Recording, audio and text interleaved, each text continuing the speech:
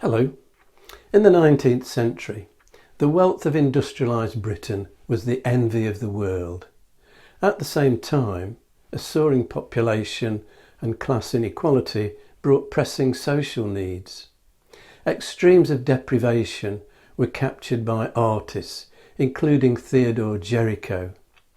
In Pity the Sorrows of a Poor Old Man, whose trembling limbs have borne him to your door, the baker and her customer cheerily chat away in the shop, while the exhausted old man lies outside. Gustave Doré graphically depicted the squalid side of Victorian London in engravings such as the Flower Cellars, the slums of Harrow Alley, Houndsditch, and Dudley Street at Seven Dials. These illustrations appeared in London, a Pilgrimage, published in 1872. How typical were scenes like this? Was Doré exercising artistic licence? Well, probably a little, but the pictures proved popular, helping to fuel a growing awareness of social problems and an urgent need for reform. One response was the provision of model housing by philanthropic industrialists for their workers, an attempt to provide the residential benefits of a town, facilities such as shops and schools and institutes, with green spaces and fresh air. The first large-scale project was Saltaire by mill owner Titus Salt, built at Shipley in West Yorkshire in 1851.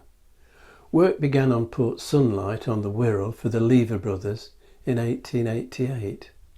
The same year, new Bolsover colliery village in Derbyshire was laid out. A self-sufficient community with a chapel, a school, sports field, cooperative store and institute, built with bricks of local clay manufactured at the colliery company's own brickworks. The development is set around three sides of a large open green. The houses all have front and rear gardens, and generous allotments were available nearby. The central terrace, with open views behind, were a little more expensive to rent. This was known as Piano Row, on the grounds that if you could afford to live here, you could also afford a piano for the front room. Richard and George Cadbury's Bourneville in Birmingham was built in 1898. Joseph Rowntree's New Earswick at York in 1902. The architects of New Earswick were Barry Parker and Raymond Unwin, who went on to design Letchworth, the first garden city, in 1903. Garden cities were the brainchild of Ebenezer Howard, who outlined his utopian vision in Tomorrow, A Peaceful Path to Social Reform, published in 1898 and revised as Garden Cities of Tomorrow in 1902.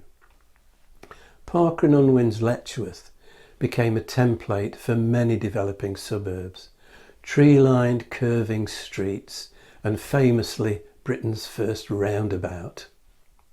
There are detached and semi-detached homes and small terraces of 4 houses. Most are brick and render, with projecting gables, tall chimneys and steeply sloping roofs. Decorative details include tiling and brick corbelling beneath the eaves.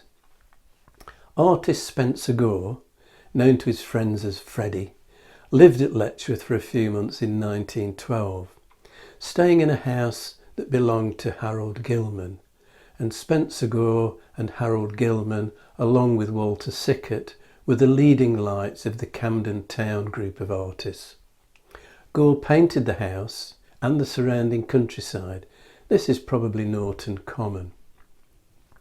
Parker and Unwin also had a key role in planning Hampstead Garden Suburb, which was built on land purchased from Eton College in 1906 by the Hampstead Garden Suburb Trust, established by Dame Henrietta Barnett.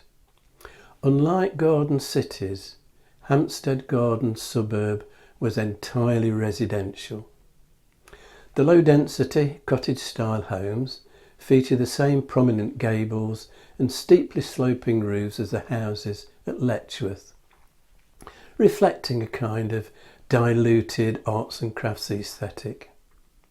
Other architects involved at Hampstead include Edwin Lutyens, who designed the Anglican Church of St Jude, consecrated in 1911.